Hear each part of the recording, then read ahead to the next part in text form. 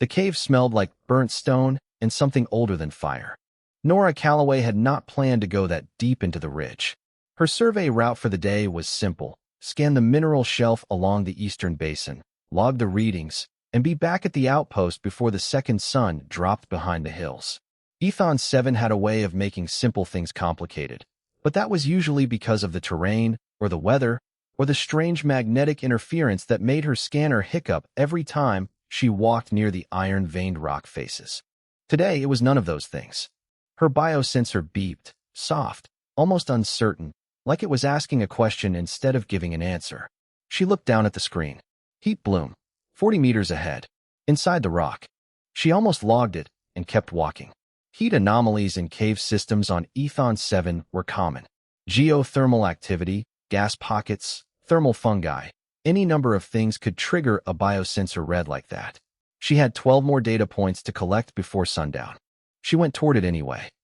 The cave entrance was low and narrow, half hidden behind a tangle of the silver-barked root trees that grew sideways out of the ridge. She had to duck to get through.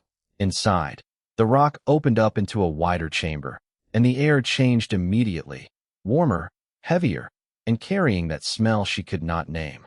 It was not unpleasant. It was just very, very old. She turned on her helmet light. At the back of the chamber, curled around something large, was a dragon.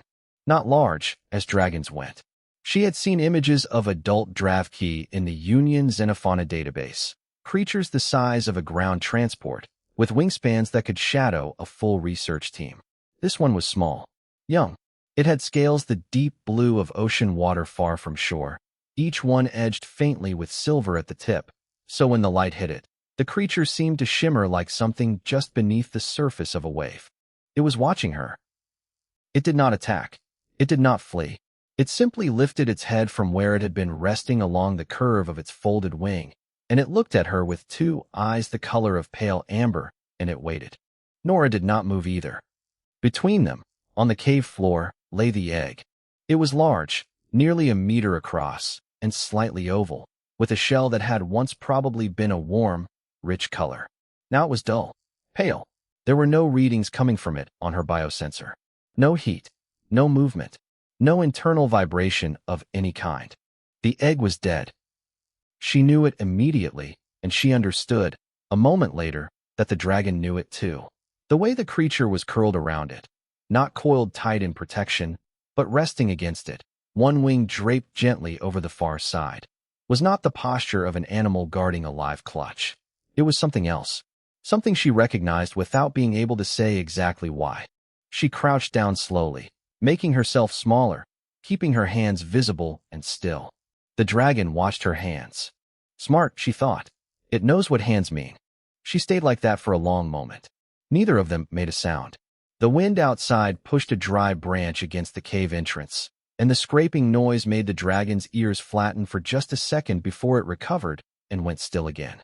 Nora opened her mouth, then closed it. She did not know the Dravki language. She had 12 words of Galactic common to offer, and she was not sure any of them were useful right now. She tried anyway. "I am not here to take it," she said. Her voice came out quieter than she intended. "I am not going to touch anything." The dragon blinked. Then, slowly, in a voice like gravel being moved around in a metal bowl, low and rough, and clearly not built for the shape of these sounds, it said 3 words. "Not leave yet." Nora felt something happen in her chest that she could not immediately explain. It was not fear. It was not even surprise, exactly. It was the feeling of standing at the edge of something much bigger than the ground beneath her feet. She sat down on the cave floor, cross-legged, and stayed. Her scanner kept beeping softly in her coat pocket. She ignored it. The survey data could wait. The mineral shelf would still be there tomorrow.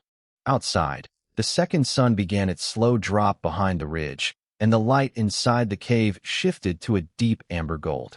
The dragon lowered its head back to the curve of its wing. Its eyes stayed half open, watching her.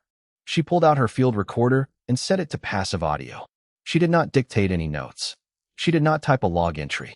She just sat there, in the warm dark, at the edge of someone else's grief, and did not leave. By the time she finally stood up, both suns were down and the cave was lit only by her helmet light and the faint silver glow of the dragon's wing tips. She walked out slowly, pausing at the entrance. She looked back once. The dragon had not moved. Its eyes were closed now. One small, scaled foreleg rested flat against the cold shell of the egg. Nora ducked under the root trees and stepped back into the night air of Ethon 7. She had 12 data points left to collect. She was not thinking about any of them. Dr. Fainallo did not look up from his work when Nora started talking. He was sorting mineral samples into labeled trays, his 6 delicate Marin fingers moving with the quick, precise rhythm of someone who had done the same thing 10,000 times. He listened with the stillness of a creature whose species process sound differently than humans, not with the ears, but with fine hairs along the upper ridge of his skull that flattened and rose with each word she spoke. When she finished, he set down the sample he was holding and turned to look at her. "You stayed for 2 hours," he said. "Closer to 3. And you did not report it to Commander Hart. I am reporting it now. To you." Fane tilted his head in the way that meant he was deciding something. "Nora, a juvenile draft key sheltering beside a dead clutch egg is a documented event. The Union has a protocol. I know. Non-interference. Observation only, from a distance of no less than 30 meters. Any action that could be interpreted as cultural contact during a mourning period is classified as a violation." The protocol, Nora said, was written by a committee on Gallon Station who had never set foot on Ethon 7. That is probably true and also completely irrelevant. She did not answer that. Fane picked up his sample again. "You should tell Hart." She told Hart. Commander Solis Hart was a tall, measured man with the kind of face that never gave much away. He had been running this outpost for 6 years. He had navigated 2 Galactic Union audits, 1 territorial dispute with the Marin Collective, and a supply shortage that lasted 4 months. He was not easily surprised, and he was not easily moved. He listened to Nora's report without interrupting. Then he pulled up the draft key classification file on his desk screen. The entry that had been updated 8 months ago when the Union's Sentience Board finally ruled on the species after 30 years of debate. "Full cultural protection status," he said, reading. "Effective as of the ruling date." "I know." "Which means any interference with a draft key ritual or mourning practice constitutes a cultural violation under Union law. Which means this outpost could face sanctions. Which means I could face sanctions." He looked up at her. "You understand that?" "I do." "You want to go back?" "Yes." He looked at her for a long moment. "Observation only. 30 meters. You log everything, and you bring it to me before you act on anything. And Nora, you do not touch that egg. You do not touch the dragon. You do not make offerings of food or establish any form of symbolic communication that could later be classified as cultural interference." "Understood," she said. He held her gaze for 1 more second, clearly not believing her, and then he looked back at his screen. Dismissed. She went back the next morning. The dragon, Riven, she would come to think of him, because he had said something on the 3rd day that sounded like that, and she had asked, and he had nodded once in a way that felt like confirmation, had not moved much. The egg was still there. He was still curled beside it. She stayed at 30 meters, as instructed. She sat on a flat rock outside the cave entrance and logged her readings and watched him. On the 2nd day, he came to the cave entrance and watched her back. On the 4th day, she set a piece of her field ration on the ground halfway between them and backed away. He looked at it for a long time, then looked at her, then went back inside. In the morning, the food was still there. She did not try again. She understood, in a way she could not quite explain, that it was not a rejection. It was something else. She began bringing her translation kit, a small device that could parse and store phoneme patterns. She did not use it to push information at him. She just let it run and capture what he said when he chose to speak. He did not speak often, but sometimes, in the long quiet hours, he would say things in draft key that she could not understand yet, slow and low, clearly not addressed to her, but not hidden from her either. The translator worked in the background. On the 9th day, he spoke Galactic Common at her for the first time since the cave. "You come back," he said. It was not a question. "Yes," she said. "Why?" She thought about that honestly. "I am not sure yet," she said. He watched her. "Honest," he said. and something in the way he said it made her think the word meant something more specific in draft key than it did in translation. On the 11th day, she asked him about the egg. She was careful. She kept her voice flat and her words simple. He was quiet for a long time before he answered. It had been his sibling, he said. Younger, not yet hatched. He had been left to guard it while his parents went on the long migration hunt. A journey that took draft key adults deep into the continent's interior, where the largest prey moved in seasonal herds. He had been told to stay. He had stayed. The parents had not come back. He said this without looking at her. He said it the way someone says a thing they have already said to themselves many times and have worn smooth by repetition, so it does not cut anymore. Or at least it cuts the same way every time, which is almost the same as not cutting at all. Nora wrote none of this in her official log. She logged, subject vocalizing, translator collecting, no interference made. Then she sat on her flat rock, in the wind, and thought about a small blue dragon alone on a planet, waiting for someone who was not coming back, and she stared at her hands for a while without writing anything else. By the end of the second week, Nora had enough translated draft key to hold a slow, careful conversation. Not a fluid one, not elegant. It was the kind of conversation built out of long silences and repeated words and a lot of pointing at things, and it required both of them to be patient in a way that most people, human or otherwise, were not naturally built for. Riven, it turned out, was patient in abundance. He told her things in pieces. A few words one day, a few more the next. The translator filled in the gaps over time, and Nora read the pattern files in the evenings and came back each morning with better questions. She learned that the draft key did not bury their dead. This was the first thing that stopped her. On most worlds she had worked, on most species she had studied, burial or dispersal was the standard. Return the body to the ground, to the water, to the air. The draft key did neither. They kept their dead close. They watched over them. The belief, as best as she could understand it through Riven's words and the translator's approximations, was that the spirit of a draft key did not leave the body quickly. It left slowly, over 40 days. During those 40 days, the body was sacred. To leave it alone was an act of great dishonor. It meant the spirit had been abandoned in the middle of its journey. So they stayed. A guardian was assigned. One person, usually young, given the duty to remain with the dead through the full 40 days and then perform the final ritual at the end, a cremation, the fire that released whatever remained of the spirit and let it go completely. Riven was on day 31. Nora did the arithmetic quickly and quietly, and then she asked, as carefully as she could, what the final ritual involved. Riven described it in short, flat words. The guardian stood over the body. The guardian breathed fire over it. The fire had to come from the guardian, from inside them. It could not be borrowed, and it could not be given by someone else. That was the rule. The fire had to be theirs. Nora went still. She looked at Riven. He was, by every measurement she had taken, the equivalent of a 10-year-old draft key child. She had read the Xenofauna files.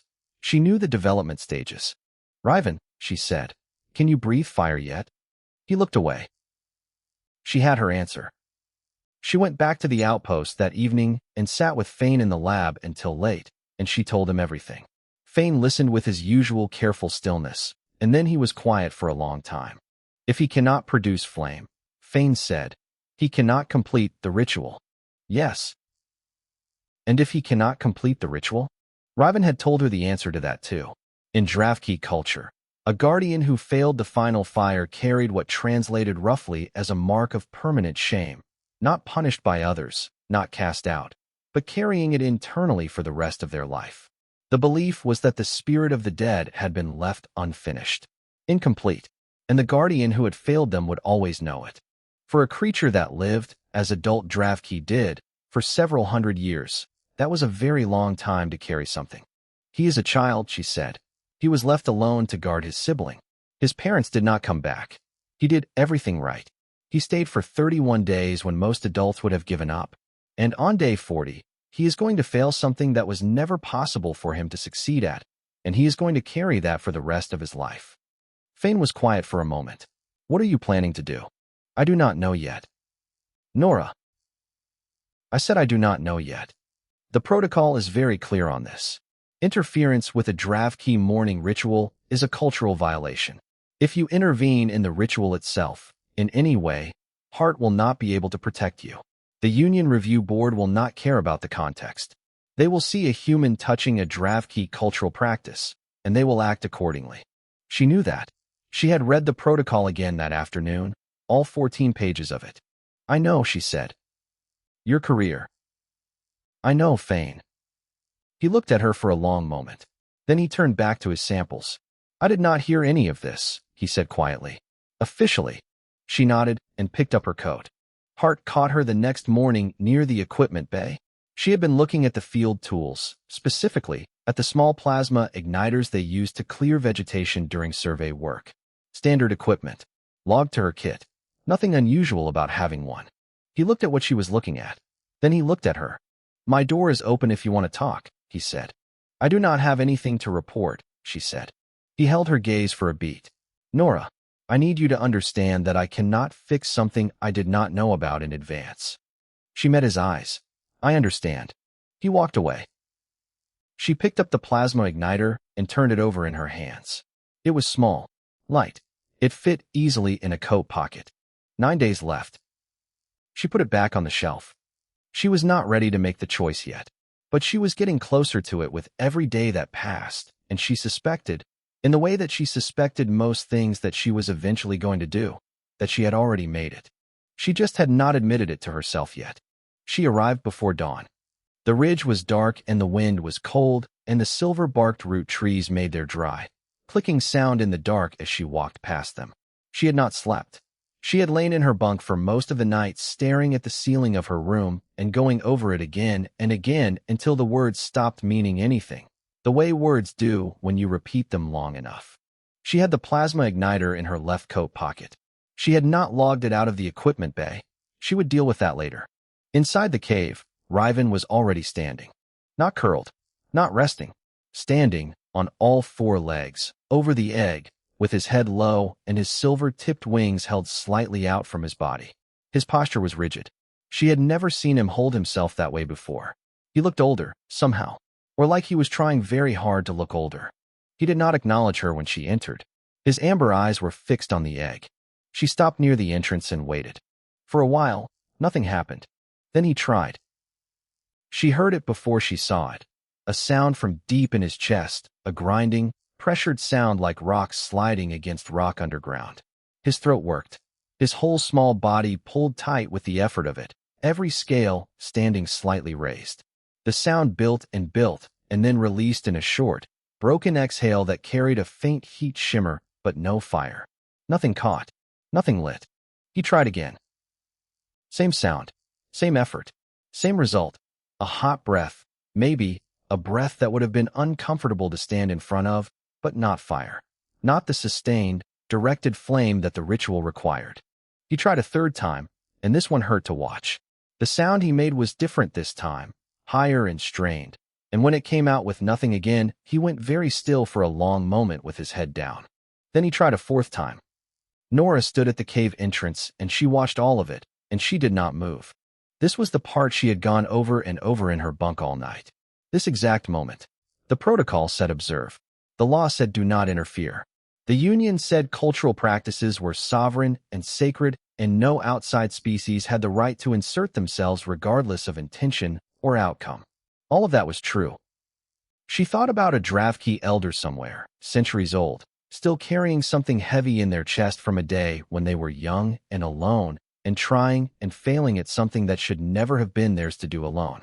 She thought about what it weighed, that kind of thing, over a long life. She thought about how it must feel to be small, and to have been trusted with something large, and to have done everything right, everything, except the one thing that biology had simply not given you yet. Riven tried a 5th time. When it failed, his head dropped all the way down until his chin was nearly resting on the top of the egg, and the sound he made then was quiet and low and did not sound like an animal sound at all. Nora stepped forward. He lifted his head and looked at her. She expected him to step back, or to warn her off. He did neither. He just looked at her with those pale amber eyes, and she saw clearly what was in them. Not anger, not pride. Just exhaustion. and something beneath the exhaustion that she recognized the way you recognize something in someone else that you have also felt yourself. She pulled the plasma igniter from her pocket. She held it up so he could see it clearly. She did not move toward the egg. She moved toward him, stopped about a meter away, and crouched down to his eye level, so she was not standing over him. "I cannot do this for you," she said. "It has to come from you. The farewell has to be yours." He watched the igniter. "But I can carry the spark," she said. "If you breathe, I will make sure it catches. It will still be your fire. I am just going to hold the beginning of it." He looked at her for a long time. Then he looked at the egg. Then he turned back to her and opened his mouth slightly. Not a threat, not a warning, just an opening, a readiness. She moved to his side, not in front.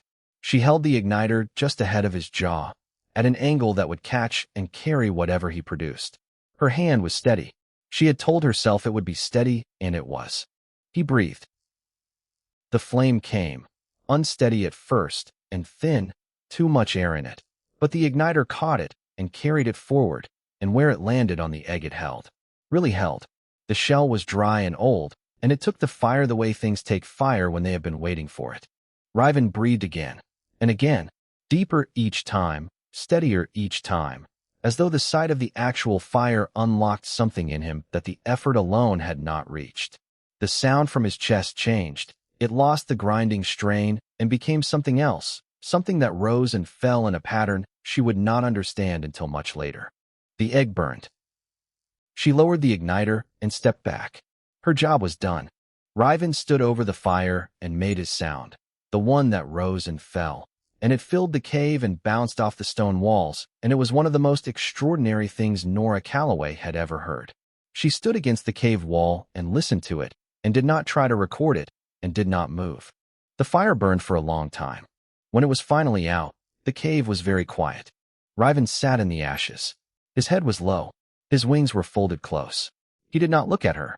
She stayed anyway, her back against the cool cave wall, until the light outside changed, and the first sun came up, and the cave entrance turned gold. She did not say anything. Neither did he. That was enough. She came back the next morning. She had not planned to stay away. She had thought about it on the walk back the previous night, about the ash in the cave and Riven sitting in it, and the particular silence of a space where something has just ended, and she had decided she would come back, because he was still young, and still alone, and the hard part of grief is often not the moment itself, but the morning after it. She brought food this time, not as an offer, just in case. She ducked under the root trees and stopped. Riven was standing in the cave entrance. Not inside, not at the back near the ash.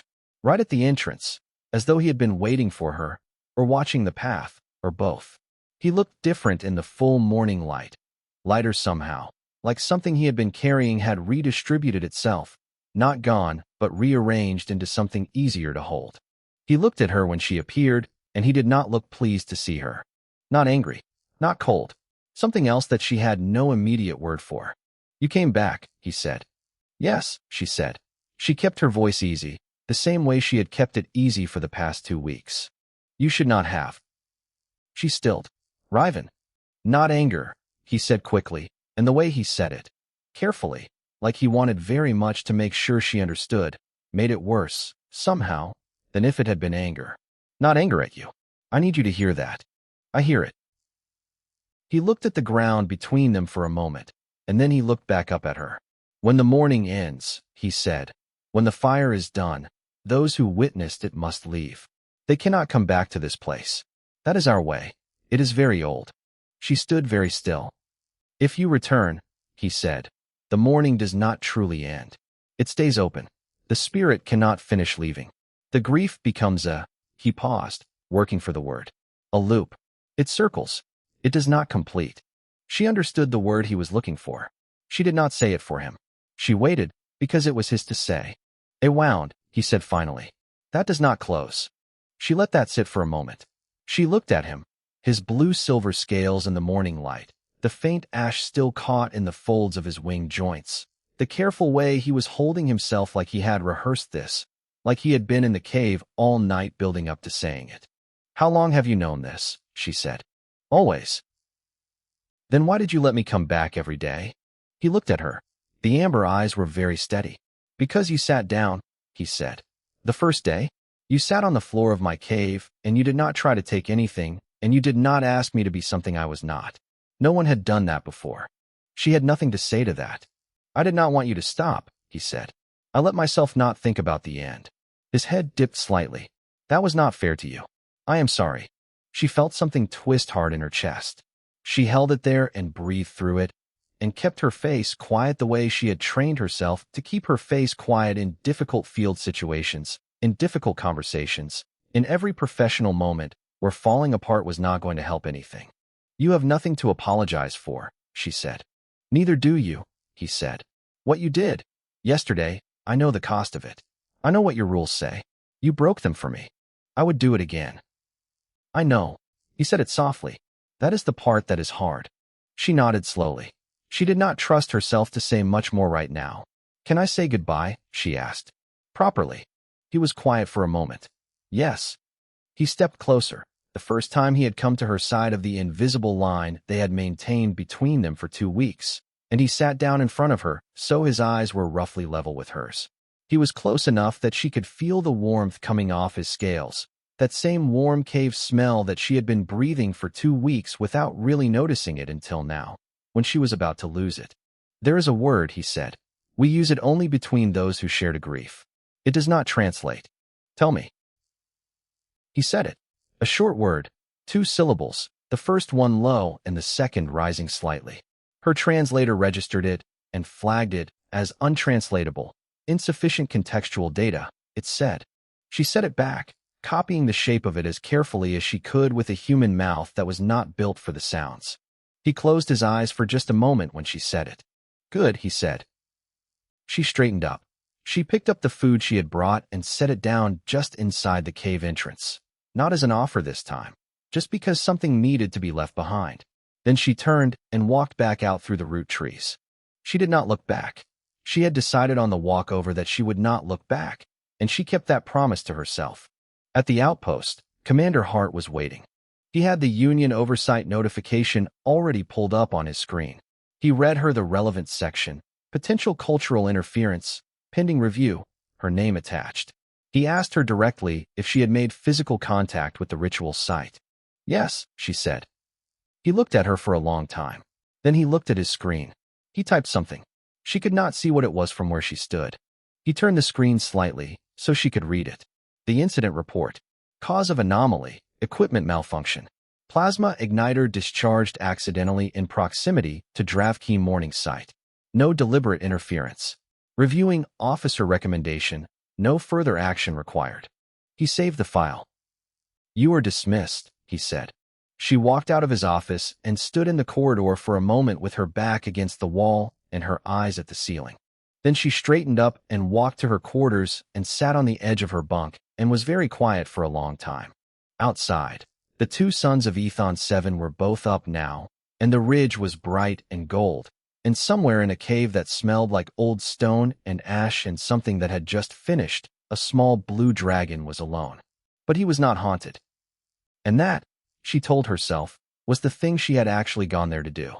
3 months after the fire, Nora was sitting at a data terminal in a small office at the back of the outpost's research block, working through survey logs that she could have finished in a week if she had cared about them, when the proximity alarm went off.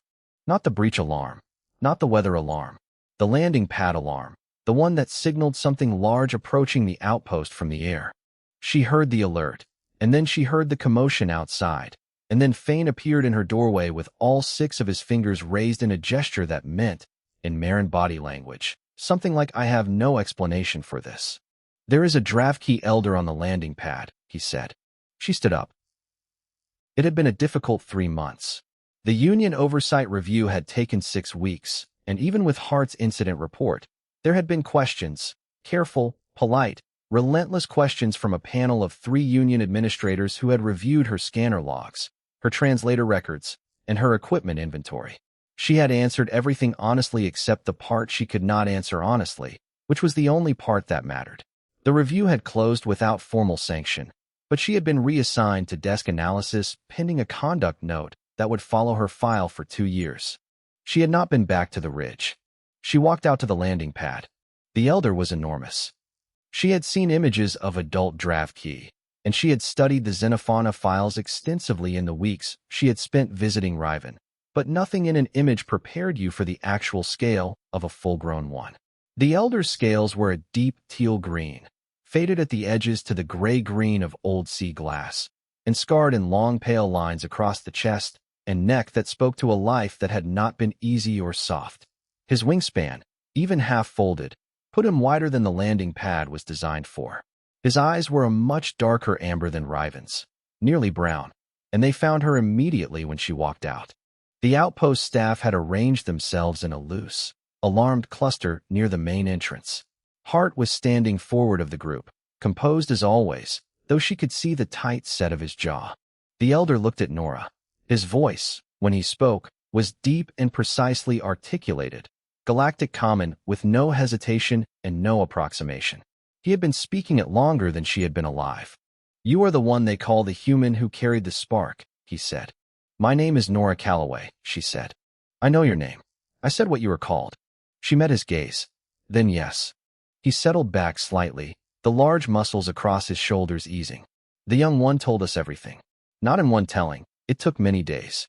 He is not a creature who finds words easy for the things that matter. But he told us." She said nothing. "We have been watching your species for many years," the elder continued. "Since before your outpost was built here. We watched you arrive, build your structures, point your instruments at everything within reach. We have watched other species do the same, and we know what it means, and most of the time it does not require our attention." He paused. A slow wind moved across the landing pad and stirred the edge of his folded wing. "But we did not understand one thing about your kind," he said. "For many years, it was the thing we could not explain. Your species helps those who cannot offer you anything. You travel great distances for strangers.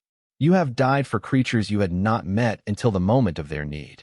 He regarded her with steady brown amber eyes. "We watched this behavior. We could not find a survival explanation for it. It did not make sense to us under any framework we applied."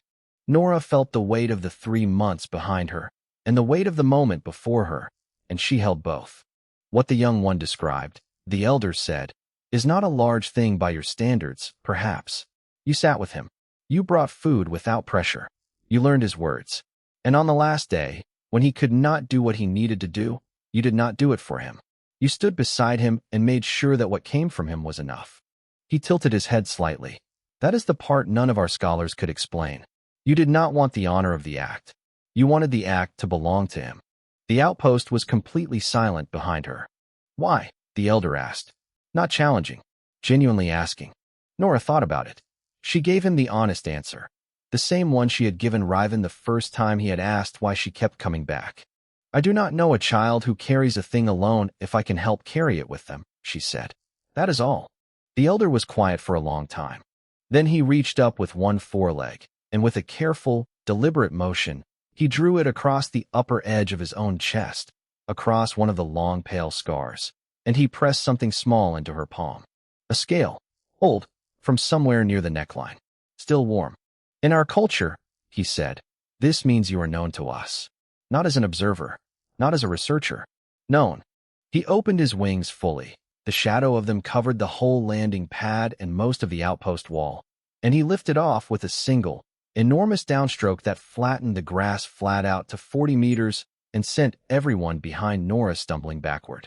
He was gone in seconds, just the sky and the fading wingbeat sound and the grass slowly rising again. Nora stood on the empty pad and looked at the scale in her hand. It was about the length of her palm, smooth on one side and subtly ridged on the other, the color of deep sea water with the light behind it. Fane came to stand beside her eventually. He looked at the scale. He looked at the sky. "What did he give you?" he asked. "A word," she said. "Apparently." Behind them, Hart said nothing. He turned and walked back inside, and as he passed her, without breaking stride, he put one hand briefly on her shoulder. She stayed on the landing pad alone for a while after everyone else had gone in. She turned the scale over in her hands and looked at the ridge, far across the basin, the dark line of it against the pale afternoon sky of Ethon 7. Humanity had never won a war on this planet, had never built a monument or drawn a border, or made a treaty with flags and signatures. A xenobiologist with a plasma igniter and 2 weeks of bad sleep had simply sat with someone in the dark and decided that a child's grief deserved to be witnessed. The draft key had decided that was enough. She put the scale in her pocket, next to the place where the igniter used to be, and she went back inside.